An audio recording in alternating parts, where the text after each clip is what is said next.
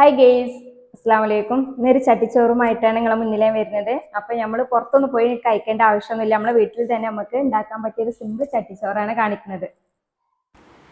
അങ്ങനെ അതാ ചട്ടിയൊക്കെ റെഡിയാക്കി അതിലേക്ക് റൈസൊക്കെ ഇട്ട് കൊടുത്തു.